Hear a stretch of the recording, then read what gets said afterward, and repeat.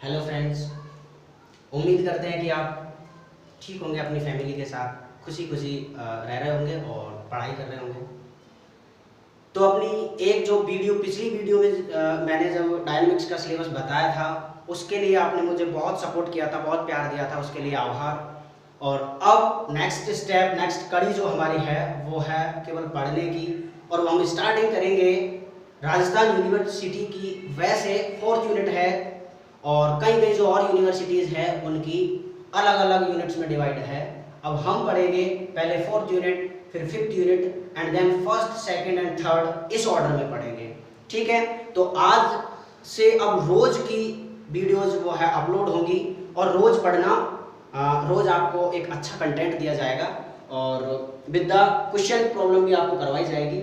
आज मेरा जो फर्स्ट टॉपिक है वो सबसे पहले एक अच्छा टॉपिक है, वो है फ्रिक्शन फोर्स। जो यूनिवर्सिटी का यूनिट, आर्मी यूनिवर्सिटी का जो यूनिट है वो 3rd है।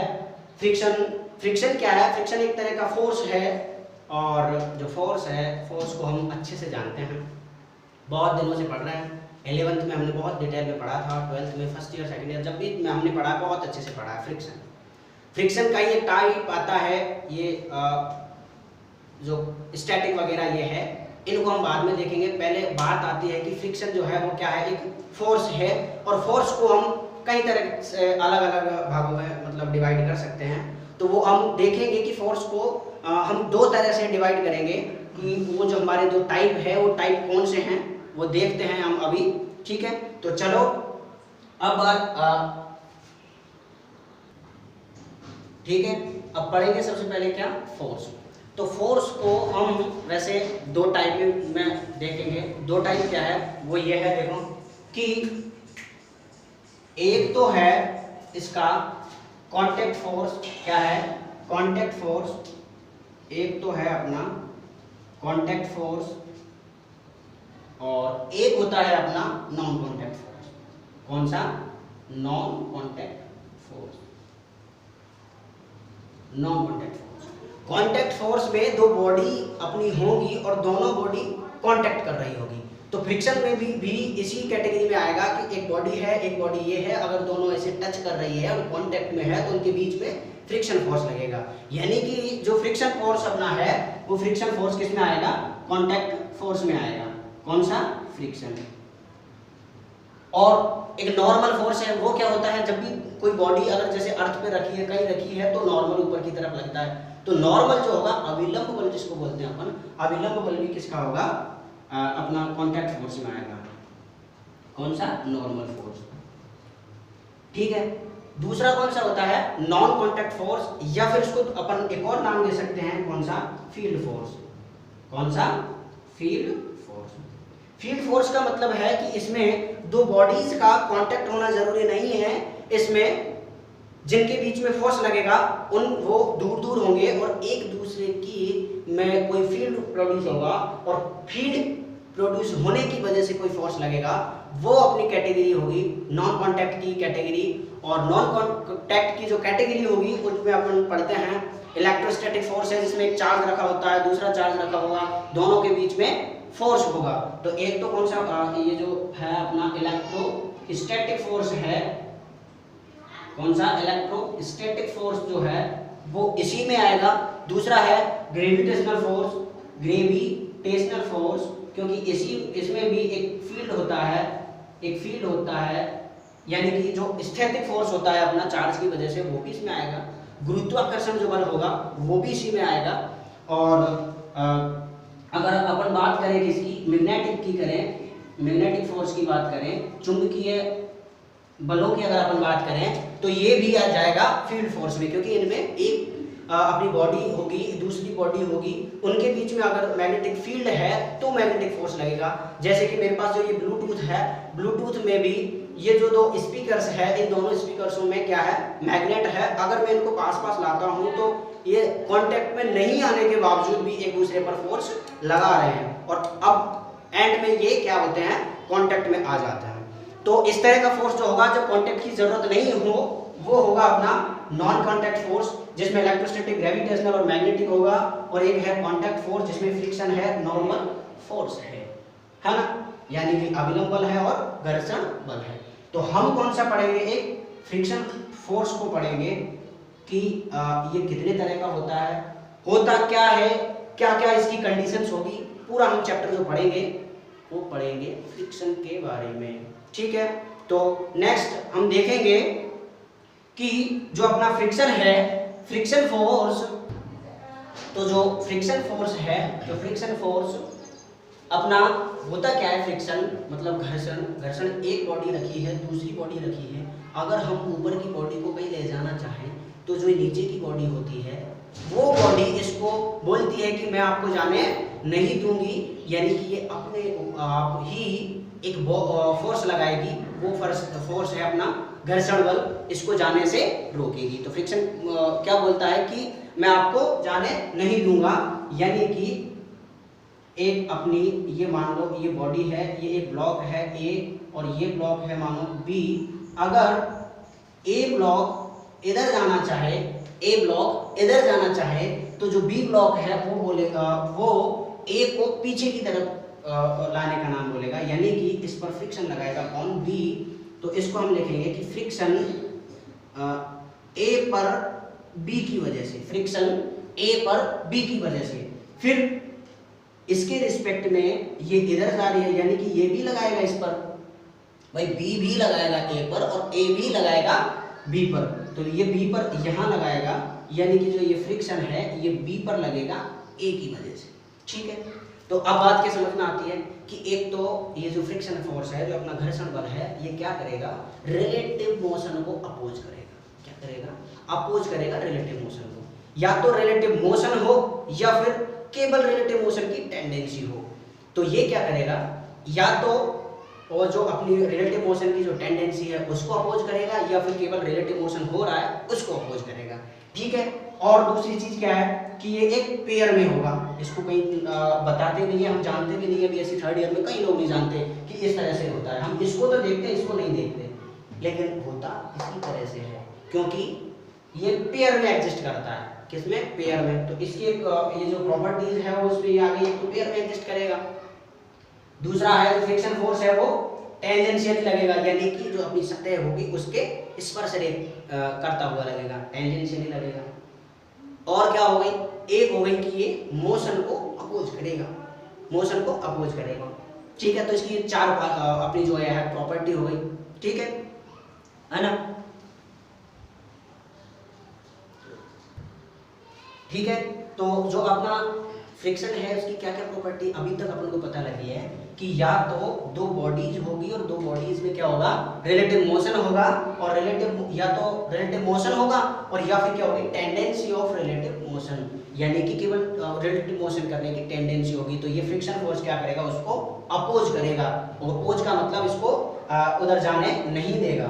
दूसरा है एग्जिस्टेंट पेयर, यानी कि पेयर में एग्जिस्ट कर रहा है। तीसरा है टेंजेंशियली अलोंग द कांटेक्ट, यानी कि जो अपने दो बॉडीज के बीच में कांटेक्ट हो रहा है उसके जो स्पर्श हो रहा है उसके स्पर्श रेखा करता हुआ लगेगा ये बल। ठीक है, ये इसकी डायरेक्शन हो जाती है ना।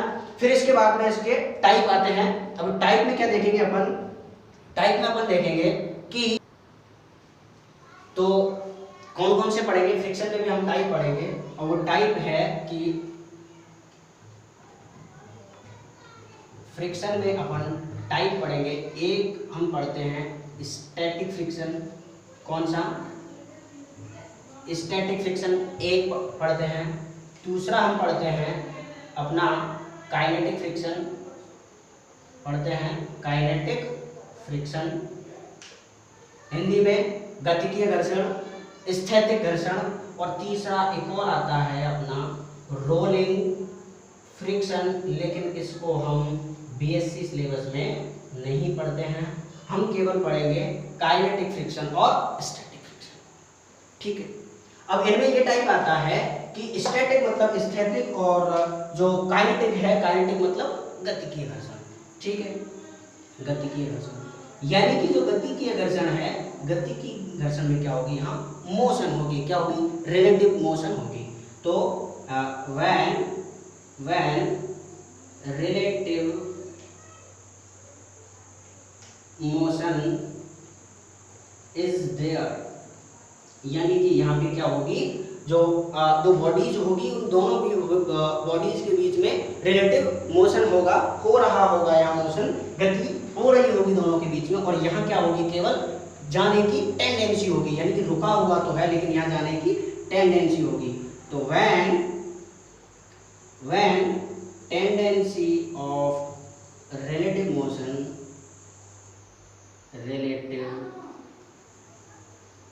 मोशन इज देयर, ठीक है, यानी कि यहाँ जो होगा, यहाँ केवल बॉडी रेस्ट पे होगी लेकिन जाने की केवल टेंडेंसी होगी, और जबकि गतिकीय घर्षण में क्या है, दो बॉडीज है वो दोनों बॉडीज रिलेटिव मोशन कर रही होगी, यानी कि यहाँ क्या होगा, अपना जो बॉडीज है वो मोशन में होगी, ठीक है। इसका तो हमारा फॉर्मूला होता है। वैसे हम देखें तो जो फ्रिक्शन फोर्स है वो फ्रिक्शन फोर्स अपना जो नॉर्मल फोर्स है इसके समानुपाती होता है, हिंदी में बोले तो समानुपाती होता है इसके नॉर्मल के। नॉर्मल मतलब अभिलंब। बुकों में अधिकतर लिखा होता है, आर से लिखते हैं इसको, जो हमारी यूनिवर्सिटीज वगैरह की इनकी किताबें मिलेगी उनमें आर से लिखते हैं नॉर्मल को। ये अभिलंब बल होता है, अभिलंब बल के ये समानुपाती होता है, इसको नॉर्मल फोर्स बोलेंगे, अभिलंब बल, इसको अभिलंब बल बोलेंगे। जो गतिकीय घर्षण है, गतिकीय घर्षण का तो फॉर्मूला होता है। फॉर्मूला क्या होता है, जो अपना इसको रिप्रेजेंट करेंगे एफ के से, इसका फॉर्मूला हम लिखते हैं म्यू के इनटू एन, म्यू के एन, ठीक है, म्यू के एन फिक्स इसका तो। और जो ये है अपना रिलेटिव मोशन, इसका कोई फॉर्मूला नहीं होता, इसका कोई फॉर्मूला नहीं होता। अब सब लोग सोच रहे हैं कि फॉर्मूला कैसे नहीं होता, हमने तो इसका भी फॉर्मूला पढ़ा है। इसका फॉर्मूला नहीं होता है, इसकी एक वर्ड लिखा हुआ होगा किताबों में, वो अक्सर कईयों के समझ में नहीं आता, टीचर्स भी नहीं बताते उसको। वो वर्ड है अपना कि ये जो स्टैटिक फ्रिक्शन है ये सेल्फ एडजस्टिंग फोर्स है।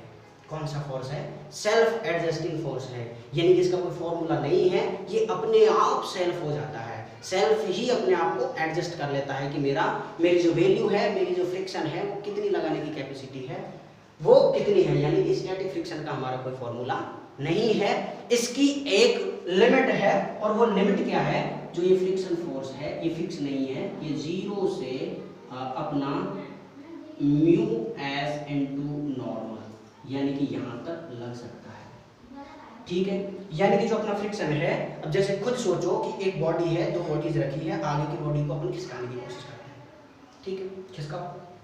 तो जब अपन बॉडी को खिसकाएंगे तो बॉडी को खिसकाने के बाद पहले ज्यादा फोर्स लगाना पड़ेगा, लगाते लगाते एक टाइम ऐसा आएगा कि वो फोर्स मैक्सिमम करना पड़ेगा, अप्लाइड ज्यादा करना पड़ेगा, यानी कि बॉडी चलने की कंडीशन में होगी, ठीक है। अब अगर बॉडी कंडीशन में चलने की कंडीशन में होगी तब मैक्सिमम फ्रिक्शन लग रहा होगा, उस फ्रिक्शन को अपन बोलते हैं, ये जो लिमिट होती है 0 से म्यू एस इनटू एन, ये जो होती है इसको अपन हम बोलते हैं लिमिटिंग फ्रिक्शन। क्या बोलते हैं, लिमिटिंग फ्रिक्शन, इसको बोलते हैं हम लिमिटिंग फ्रिक्शन। क्या बोलेंगे, लिमिटिंग फ्रिक्शन। हिंदी में बोलते हैं सीमांत घर्षण। क्या बोलते हैं, सीमांत घर्षण, यानी कि सीमांत घर्षण, यानी कि जो बॉडी होगी उस पर जो अधिकतम जो अप्लाइड फोर्स होगा वो कौन सा फोर्स होगा, सीमांत घर्षण, ठीक है। अब बात आती है कि ये सेल्फ एडजस्टिंग कैसे है, सेल्फ एडजस्टिंग कैसे है, ठीक है। तो अब तक हमने चर्चा जो पढ़ी थी वो चर्चा पूरी समझते हैं। चर्चा ये थी कि जैसे एक बॉडी को अगर अर्थ पे रख दें, क्या रख दें, अर्थ पे नीचे पड़ी है कोई बॉडी, ब्लॉक है कोई रखा है, अब उसको हम खींचेंगे, तो अगर उसको खींचेंगे तो पहले फोर्स लगाना पड़ेगा, फोर्स लगा रहे हैं और बढ़ाते अगर फोर्स को जाए, और जब फोर्स की वैल्यू मैक्सिमम हो जाए, फोर्स की वैल्यू मैक्सिमम हम कर दें, अगर वो फ्रिक्शन से ज्यादा हो जाए, क्या हो जाए, फ्रिक्शन से जस्ट ज्यादा होने वाली हो, जस्ट ज्यादा होने वाली हो, उस फ्रिक्शन को जो मैक्सिमम लगता है उसको हम बोलेंगे सीमांत घर्षण। और सीमांत घर्षण को अगर क्रॉस कर जाए तब जो हमारा लगेगा, जो ब्लॉक होगा, जो बॉडी होगी वो गति की कंडीशन में होगी, और गति की कंडीशन में हमारा कौन सा बल लगेगा, गतिकीय घर्षण बल लगेगा, ठीक है। अब गति की घर्षण में अब देखते हैं, ठीक है। अब एक तो क्या पढ़ा था हमने कि एक सेल्फ एडजस्टिंग फोर्स होता है। अब सेल्फ एडजस्टिंग होगा तो देखते हैं सेल्फ एडजस्टिंग कैसे होगा। भाई ये अपना क्या है, एक ब्लॉक है और ब्लॉक मान लिया ये 4 kg का ब्लॉक है। कितने kg का है? 4 kg का ब्लॉक है और ये अर्थ पे चल रहा है, ठीक है, अर्थ पे है। अगर मैं इसकी, हम सबसे पहले थोड़ी सी जो बात कर रहे हैं ये काइनेटिक कर रहे हैं, कौन सी की? काइनेटिक फ्रिक्शन की एक चर्चा करेंगे बाय द एग्जाम्पल, ठीक है, एग्जाम्पल। अगर ये 4 kg का ब्लॉक में दे दूं और ये अपना, इसको क्या बोलते हैं, घर्षण गुणांक। घर्षण गुणांक हमको दे रखा होगा, ठीक है। अगर मैं इसको खींचूं, मैं खींचता हूं इसको 12 न्यूटन फोर्स से, किससे?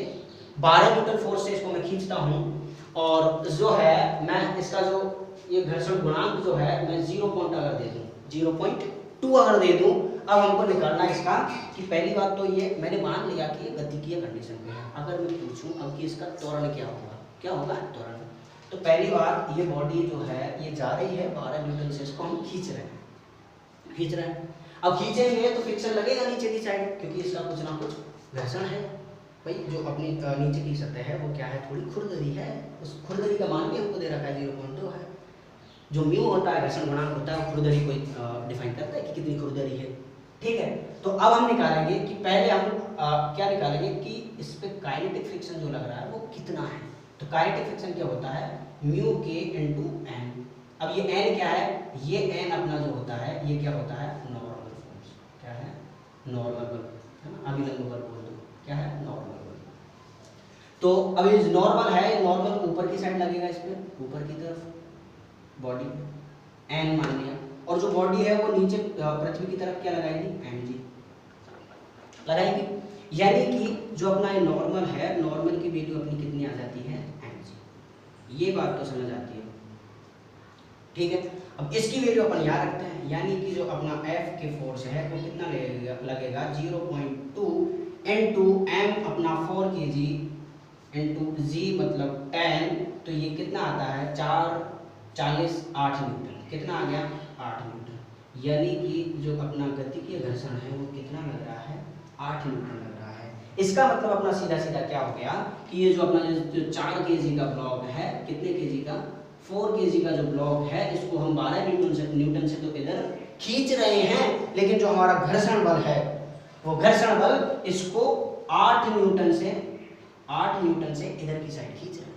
यानी कि जो नेट फोर्स होगा वो नेट फोर्स कितना होगा अपना 12 - 8 होगा, क्योंकि एक आदमी उसको 12 न्यूटन से खींच रहा है और दूसरा आदमी उसको रोकने की कोशिश कर रहा है 8 न्यूटन से। तो कितना होगा, तो जब 12 - 8 होगा वो अपना क्या होगा, ma। F बराबर ma लिखते हैं अपन, तो ma मतलब 4 × a कितना आएगा 4, यानी कि जो अपना a है वो कितना आएगा 1 मीटर प्रति सेकंड स्क्वायर। यानी कि जो अपना इसका एक्सीलरेशन है त्वरण है वो उसकी वैल्यू आती है 1 मीटर पर सेकंड स्क्वायर आती है। यानी कि जो गतिकीय घर्षण है वो इसको रोकने की कोशिश करेगा, ठीक है। अब ये तो हमको पता था कि ये चल रहा है, अगर बॉडी नहीं चल रही हो तब कैसे लगाएंगे कि अब इसमें स्टैटिक लगेगा, लिमिटिंग होगा या फिर गतिकीय घर्षण होगा। इसको भी हम एक एग्जांपल से समझेंगे, ठीक है। ये एग्जांपल नोट करो। और फिर पहले दूसरी बात मैंने आपको बताई नहीं थी अब की बार कि अगर वीडियो आप लेक्चर पढ़ना चाहते हो, ढंग से देखना चाहते हो, तो पेन कॉपी हाथ में हो। फर्स्ट वीडियो में मैंने कह दिया था, और इनको नोट करते रहो, वीडियो को पॉज करके आप नोट कर सकते हो, ठीक है। अब इसके बाद में अपना एक और एग्जांपल आता है जिसमें, ठीक है, तो अभी जो पिछला एग्जांपल था उस पिछला एग्जांपल से हम ये तो पता लगा लिए कि अगर गति कर रहा है कोई बॉडी गति कर रही है तो उसमें फ्रिक्शन किस तरह से होगा। लेकिन अभी हमें यही पता नहीं है कि बॉडी अगर गति कर रही है या नहीं कर रही है, केवल ऐसे ही हमें दोनों दे दिए जाए तब क्या करें, ठीक है। और एक चीज़ और आई थी अभी, सेल्फ एडजस्टिंग फोर्स। जो स्थैतिक घर्षण है उसका कोई फॉर्मूला नहीं होता है, उसकी एक रेंज होती है 0 से सीमांत घर्षण तक रेंज होती है। वो रेंज के अंदर कुछ भी हो सकता है। वो कैसे हो सकता है, वो अभी एक एग्जांपल मैंने नोट किया है। वो एग्जांपल ये है, जैसे ये है, तो फ्रिक्शन फोर्स अपन याद करेंगे तो फ्रिक्शन क्या आएगा, वही μs × n, और n अपना क्या है होगा नीचे, ऊपर n और नीचे mg, वही n बराबर mg होगा। तो μs अपना कितना है 0.2, m कितना है 4, g वही 10, तो ये कितना आ गया 8 न्यूटन। इसका मतलब क्या हो गया कि ये अपनी बॉडी है वो 4 kg की बॉडी है। कितने kg की है? 4 kg की बॉडी है और उसको 6 न्यूटन से इधर खिसका रहे हैं और फ्रिक्शन लग रहा है 8 न्यूटन। देखना बहुत ही इंटरेस्टिंग बात है। अब इंटरेस्टिंग क्या बात है कि यार कोई बॉडी है, उस बॉडी को हम 6 न्यूटन से खिसका रहे हैं, ये बॉडी रखी है 6 न्यूटन से इधर खिसका रहे हैं, लेकिन ये इधर ना जाके पीछे भागे, ये कभी नहीं हो सकता। भाई खुद सोचो कि तुम बैठे हो, तुम्हें कोई खींच रहा है, तुम इधर ना जाओ उधर जाओ, कभी पॉसिबल नहीं होगा। जबकि ये यही कह रहा है कि इस पर अपन अप्लाइड जो फोर्स कर रहे हैं वो अपन 6 न्यूटन है और अपना जो है वो कितना है, आया है फ्रिक्शन अपना 8 न्यूटन, यानी कि ये 2 न्यूटन से इधर भागेगा? नहीं भागेगा। ये गलत बात है, ये गलत बात है कि फ्रिक्शन इतना होगा, गलत। क्योंकि ये तो स्थैतिक घर्षण है और स्थैतिक घर्षण तो क्या है, सेल्फ एडजस्टिंग है, ये खुद एडजस्ट करेगा कि कितना होगा। तो इसकी रेंज होती है, इस फ्रिक्शन की रेंज होती है इससे, यानी कि ये 0 से 8 के बीच होगा। क्या होगा? 0 से 8 के बीच होगा। 8 तो इसका क्या है, सीमांत घर्षण है भाई, सीमांत घर्षण है, यानी कि इस बॉडी पर अगर हम 6 न्यूटन से बढ़ाते बढ़ाते 8 न्यूटन तक ले आए तो ये जस्ट चलने वाला होगा।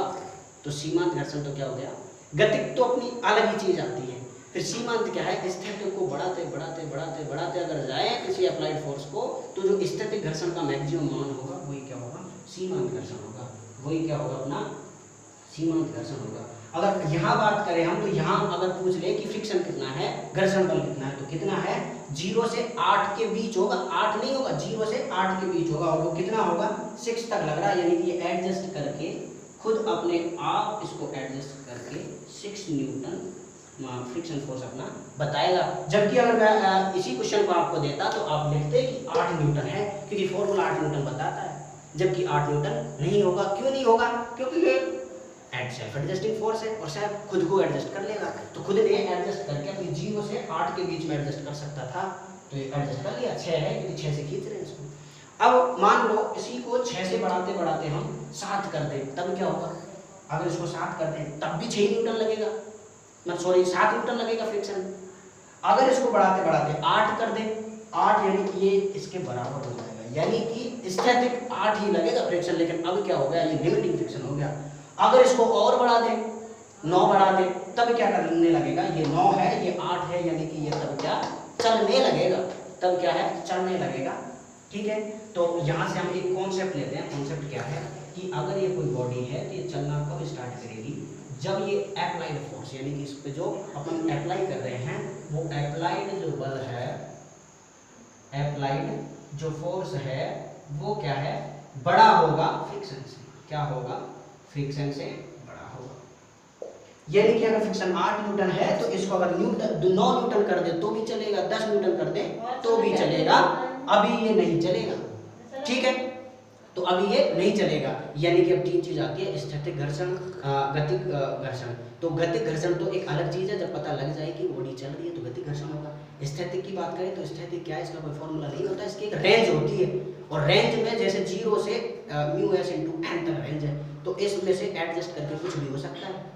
ठीक है, जो मैक्सिमम होगा वो क्या होगा, अप्लाइड फोर्स से अगर कम है, अगर अप्लाइड फोर्स ज़्यादा है तो ये क्या है, बॉडी चलने लगेगी, और चलने लगेगी तब गतिक घर्षण लगेगा। अब लास्ट एक और एग्जांपल है जिसमें दोनों सब सारे फोर्सों को अपन देखेंगे। ये एग्जांपल के बाद फिर अपना एक अलग वीडियो होगा वो देखेंगे। तो एक एग्जांपल और समझते हैं अभी, ठीक है।